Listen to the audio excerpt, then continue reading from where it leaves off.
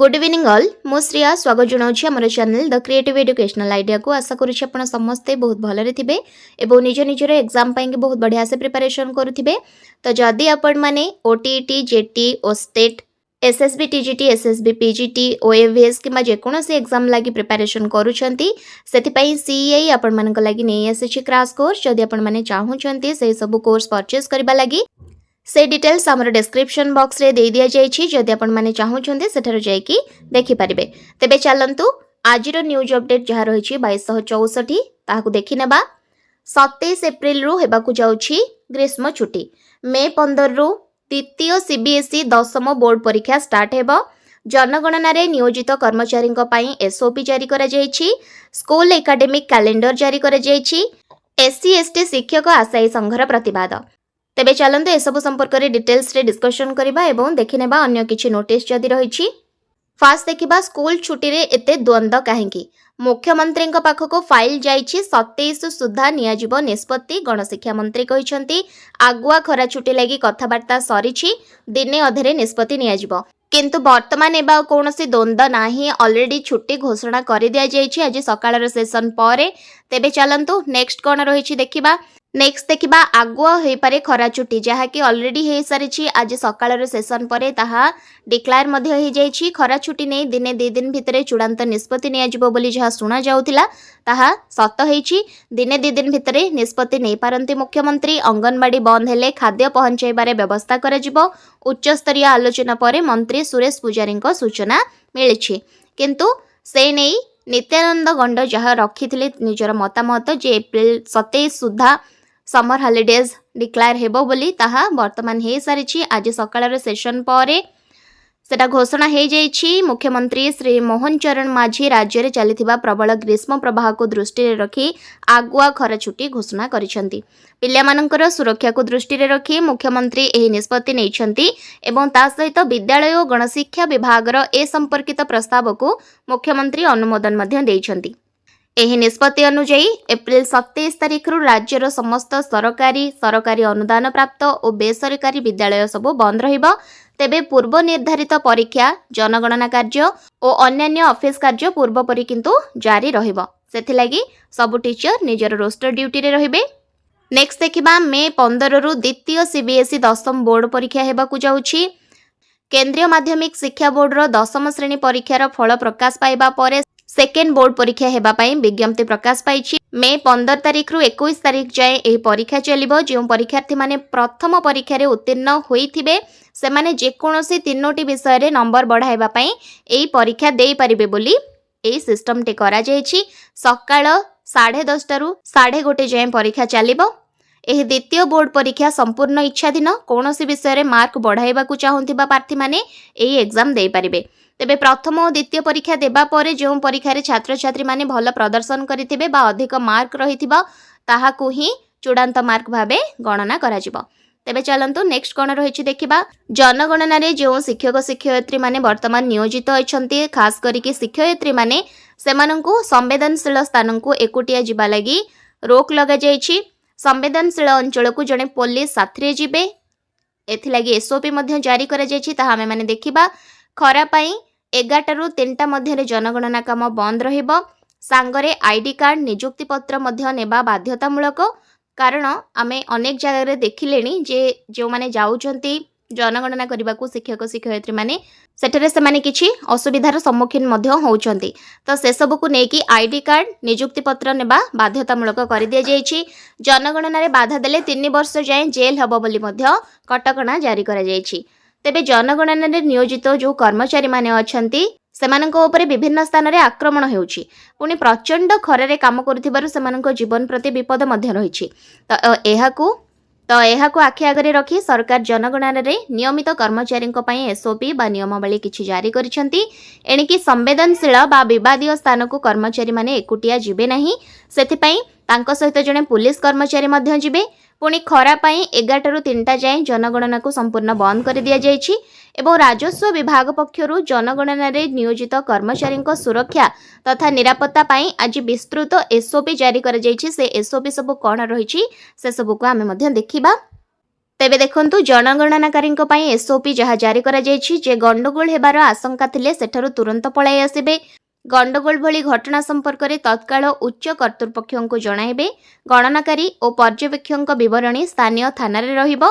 ता सहित केउं स्थान और समय जनगणना करबाकू जाउछंती से सब कथा थाना रे जणाइबे।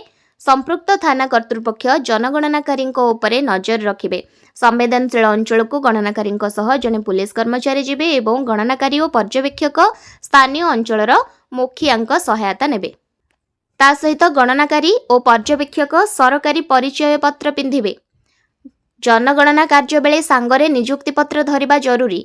11 अपराह्न 3टा भितर जनगणना न करने परामर्श दि जाइछि। अंशुघातर रक्षा पाइबा पई प्रचुर पानी पीवा सह ओआरएस नेबे। जनगणनाकारी जिला प्रशासन जोगाई देबो ओआरएस। संवेदनशील अंचल को एकुटिया न जाई दलरे जिबाको परामर्श दि जाइछि। पर्यवेक्षक प्रति घंटारे जनगणनाकारी ट्राक करेंगे। जनगणनाकारी बाधा देले आईनगत कार्यानुष्ठान हेबो एवं दोषी को जोरिमाना और 3 वर्ष पर्यंत जेल दंड मध्य हो पारे। तो यही सबू एसओपी जारी करा जायछि जनगणनाकारी एवं पर्यवेक्षक पई। नेक्स्ट आमे देखिबा स्कूल एकाडेमिक कैलेंडर जारी करा जायछि। जनवरी रु मैट्रिक पाठ रिविजन करा जिवो। सेप्टेम्बर रे अर्धवार्षिक परीक्षा, फेब्रुआरी रे मैट्रिक परीक्षा। 230 दिन पाठपढ़ा एवं रविवार को मिसेकी टोटाल 135 दिन छुट्टी रोचे। ठीक अच्छे तेबे विद्यालय और गणशिक्षा विभाग पक्षरु चलित शिक्षा वर्ष की एकाडेमिक कैलेंडर प्रकाश पाई। एथिरे कार्य दिवस ठू आरंभ करी छुट्टी परीक्षा समय सबुकिछि प्रकाश करा जायछि। कैलेंडर अनुसार प्राथमिक और उच्च प्राथमिक स्कूल पिलांकर फेब्रुआरी प्रथम सप्ताह सुधा पाठपढ़ा कार्य बा सिलेबस संपूर्ण शेष हेबा जरूरी एवं फेब्रुआरी सेकेंड वीक रु पढ़ा जाइथिबा पाठर रिविजन हेबो। मार्च तृतीय सप्ताह ठारू समेटिव असेसमेंट 2 परीक्षा हेबो हाईस्कूल पाई, जोटा कि नवम दशम श्रेणी पाई जारी करा जायछि। तो ए नै जारी होइथिबा कैलेंडर अनुसार उभय नवम और दशम श्रेणीर सेप्टेम्बर प्रथम सप्ताह रे अर्धवार्षिक परीक्षा हेबो। जनवरी प्रथम सप्ताह सुधा पाठपढ़ा शेष हेबो।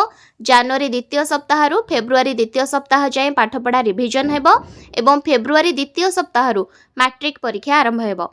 अन्यपटे कैलेंडर तथ्य अनुसार चलित शिक्षा वर्ष रे 52टी रविवार रहिछि। एथिसह 81टी पूजा और विभिन्न छुट्टी रहिछि। एथिसह अतिरिक्त 2टी छुट्टी मध्य रखा जाइछि एवं 230टी कार्य दिवस रहिछि। मे 6 रु खरा छुट्टी करा जिवो बोली जहा एठारे देइछि ताहा नाही। वर्तमान एप्रिल 27 रु खरा छुट्टी कर दिया जाइछि।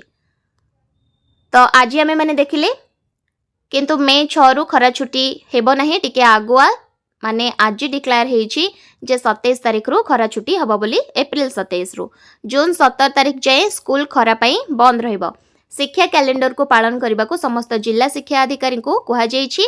एप्रिल मासरे 22टी कार्य दिवस रहिथिबा बेले मे रे 3, जून रे 10टी, जुलाई रे 25टी, अगस्त रे 23टी, सेप्टेम्बर रे 22टी, अक्टोबर रे 17टी, नवेम्बर रे 24टी, डिसेम्बर रे 18टी एवं 2027 मसीहा जनवरी रे 22टी, फेब्रुआरी रे 23टी और मार्च रे 22टी कार्य दिवस रहिछि। तो ए नै कैलेंडर प्रकाश पाई। स्कूल एकाडेमिक कैलेंडर जारी होइछि जहाँकि आमे माने वर्तमान देखिले।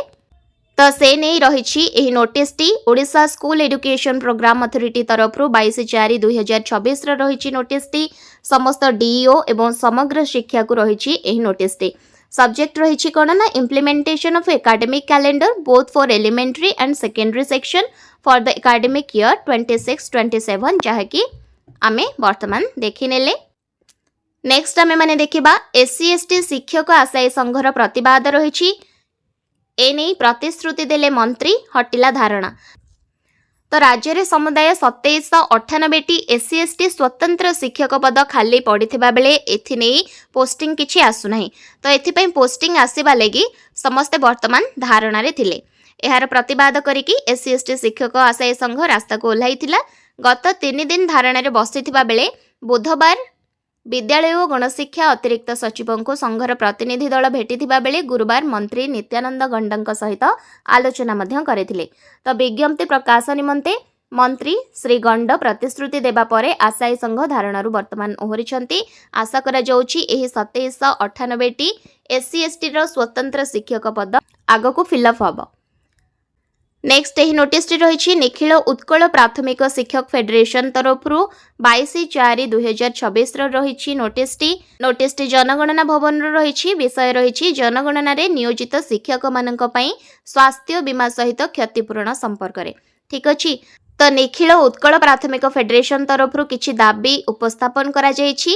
गणनाकारी और सुपरवाइजर मानकर कौनसी क्षति हेले 50 लाख टंकार अनुकंपामूलक सहायता राशि प्रदान करा जाऊ बोली एठी अनुरोध करा जायछि। गणना कार्य रे नियोजित गणनाकारी और सुपरवाइजर मानकर स्वास्थ्य बीमा करा जाऊ। गणना करिबा समय काल सकाळ 6 घटिकारु 9 घटिका रखा जाऊ एवं अपराह्न 5 टारु 6 टा रखा जाऊ बोलिका कुहा जायछि एवं विभिन्न गणमाध्यम रे सचेतनता निमंत मध्य प्रचार प्रसारर व्यवस्था करा जाऊ बोली कुहा जायछि, कारण अनेक गणनाकारी बहुत किछि असुविधार सम्मुखीन हेउछन्ति। एही नोटिस रही 23/4/2026 समस्त कलेक्टर कम प्रिंसिपल सेंसस ऑफिसर्स एवं ऑल म्युनिसिपल कमिश्नर कम प्रिंसिपल सेंसस ऑफिसर एवं ऑल सुपरिटेंडेंट ऑफ पुलिस मानक रही notice standard operating procedure SOP for safety and security of census functionaries जहां कि वर्तमान आम जस्ट देखिले जे जनगणनाकारी मानक लागि जे एसओपी जारी करा जायछि से संपर्क रे एठी कुहा जायछि। तो एसओपी संपर्क में जस्ट टिके आगु आमे माने ऑलरेडी देखि सारिछे। तेबे ठीक अच्छी आज न्यूज अपडेट 2264 रे जहाँ थिला आमे से सब को ऑलरेडी डिस्कशन कर सारिछे। आई होप कि यह वीडियो माध्यम रे मु आपनको कंप्लीट इन्फॉर्मेशन दे पारिछि। तो वर्तमान रो ए डिस्कशन को एठी रखुछि। Thank you.